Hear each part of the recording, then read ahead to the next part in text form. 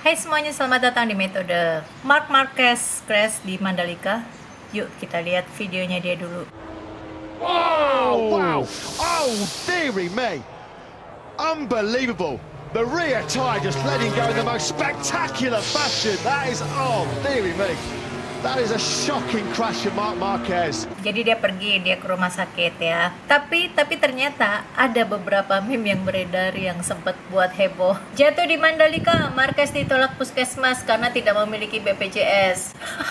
Kaget, Marc Marquez ditolak rumah sakit karena tidak punya BPJS. Menkominfo datangi MCI Mandalika. Dan lega melihat Marc Marquez dilayani dengan baik tanpa perlu BPJS tentunya. Yaitu kerjaan para netizen plus 62.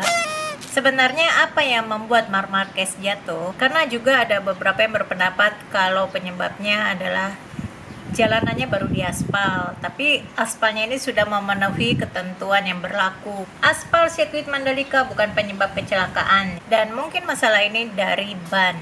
Di video yang tadi, endingnya si Marc Marquez ini diantar ke rumah sakit. Selain ada meme di mana Marc Marquez ini mendapat perawatan tradisional ala-ala kita, tangannya yang dipijit, padahal katanya kepalanya yang kena. Ada salah satu netizen yang kita sebut saja namanya Dr. Tifa. Kemarin dia memberikan komentarnya tentang kecelakaannya Marc Marquez. Nih, mainan dukun ya begini jadinya. Mau berapa orang lagi yang dibawa ke rumah sakit sampai se-Indonesia bangun dari pingsan? Siapa dia? Cek. Dr. Tifa, penulis, pembicara, aktivis sosial, peneliti epidemiologi prediktif, sosioepidemiologi, nutrisi, neuroscience. Kelihatannya sih berbobot.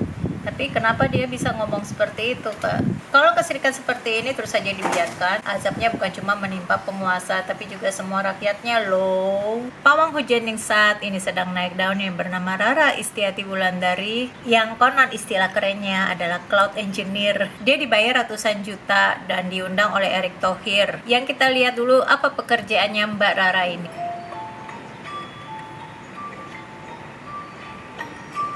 Jadi kemarin hujan di Mandalika, hujan deras, dan membuat pertandingan sempat terhenti.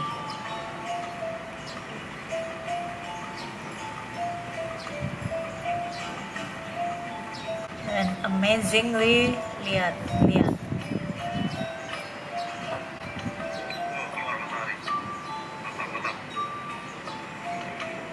Seketika menjadi terang. Gak lama. Ini padahal hujannya deras banget kalau ngeliat dari awan mendungnya.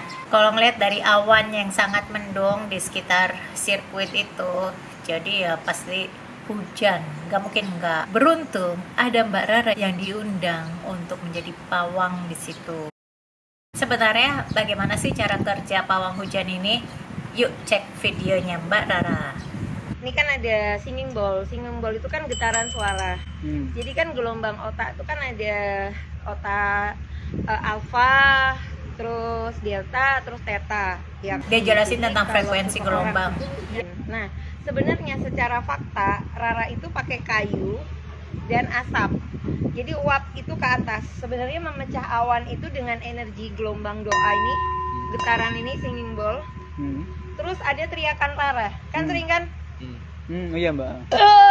Nah sama kalau kita udah teriak nanti dia panas. Nah ini dalam 1 detik aja udah panas. Itu tadi getaran suara. Getaran suara. Getaran suara ini kan sampai ke hati, sampai ke telinga, sampai ke alam lain. Contohnya kayak kalian mau azan, itu kenapa kok harus dikumandangkan? Ya, dia bilang getaran hati dari singing bowl itu sampai ke telinga, sampai ke hati, ke alam lain. Tapi ya, especially buat kalian yang berpikiran negatif tentang adanya pawang hujan, gue mau mengaitkan keberadaan pawang hujan ini dengan sains, terutama fisika, dan ada juga sedikit kimia di sini. Kalau ada yang tahu, frekuensi pendengaran kita bekerja di 20 sampai 20 kHz, dan Mbak Rara ini memegang singing bowl. Singing bowl-nya lumayan gede. Gue kurang gitu tahu ini singing bowl-nya ini mengeluarkan frekuensi berapa. Tapi kalau ngelihat dari bentuknya, diameternya dan bahannya ini, taruhlah dia kemungkinan di frekuensi 528, frekuensi cinta, bilangnya sih begitu. Dan ada juga frekuensi lain yang dikatakan sebagai frekuensi alam itu adalah 432 Hz. Singing bowl ini berguna sebagai, ya biasanya dipakai untuk meditasi, untuk relaksasi, untuk mencernihkan pikiran, menyelaraskan tubuh jiwa dengan alam sekitar. Yang biasanya kalau yang yoga-yoga tahu gini, atau ada juga sih di beberapa tempat spa yang suka menawarkan relaksasi sambil mendengarkan singing bowl. Dan apa hubungannya antara hujan dengan singing bowl? Hujan itu bekerja atas dasar gravitasi, setidaknya kan dari langit jatuh ke bumi. Adanya gravitasi. Einstein telah memperkirakan ada gelombang gravitasi yang pada tahun 2016 ini sudah diteliti bentuk gelombangnya itu seperti apa. Butuh waktu yang lama sih memang untuk membuktikan teorinya Einstein ini. Alam mengeluarkan berbagai macam jenis frekuensinya. Bahkan tubuh kita sendiri juga mengeluarkan frekuensi. 99% jagat raya ini tidak kasat mata. Sebut aja contohnya kayak misalnya masuk ke daerah yang berbau-bau horor, itu kayak ngerasa kok hawa-hawanya nggak enak ya. Atau kita ada di daerah konflik, setidaknya kita dapat merasakan perasaan tercekam, perasaan takut, dan sebagainya macam. Kita dapat merasakan frekuensi yang dikeluarkan oleh area tersebut. Nah, itu kita sebagai manusia yang berperilaku, yang dapat merasakan segala sesuatunya. Pada saat itu, kita sedang mengeluarkan frekuensi. Yang frekuensinya ini berpengaruh ke alam sekitar. Jadi semacam menarik frekuensi. Kalau masih ingat pelajaran SD, tentu masih ingat bagaimana proses terbentuknya hujan. Presipitasi uap air yang ada di awan yang terkumpul. Yang air itu rumus kimianya H2O. Satu molekul air ada 2 atom hidrogen dan 1 atom oksigen. Pada saat atom-atom ini sedang berkumpul di awan, atom-atom ini merasakan getaran di laju yang sangat cepat. Frekuensi yang digunakan untuk menentukan dan membedakan pola getaran yang terbentuk. Nah, kalau Mbak Rara ini pakai singing bowl yang mengeluarkan frekuensi getaran itu, dan dia bilang kalau dia yel-yel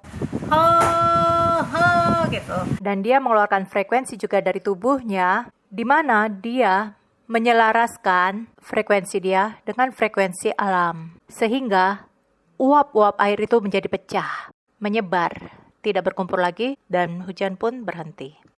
Itu sih kalau dikaitkan dengan sains. Yang kalau pada zaman dulu bilangnya ilmu kejawen ya, kalau pawang hujan ini, atau syaman. Kerennya begitu. Oke, gitu aja, sekilas saja gue mau cerita tentang syaman ini. Jadi jangan berpandangan buruk dulu tentang mereka. Mereka juga punya agama, walaupun agamanya tidak sama dengan kita misalnya, tapi mereka juga punya imannya yang tidak mengganggu, yang tidak ngerecokin, malah justru apa yang mereka perbuat ini melancarkan jalannya acara. Kalau misalnya mereka sampai mengganggu, barulah komentar negatif. Jangan sampai berpikiran buruk dulu, oke? Gue harap kita dapat belajar dari pelajaran ini. Kalau kamu ada komentar atau apapun itu, kamu bisa komen di bawah. Jangan lupa like dan subscribe. Stay safe and stay healthy.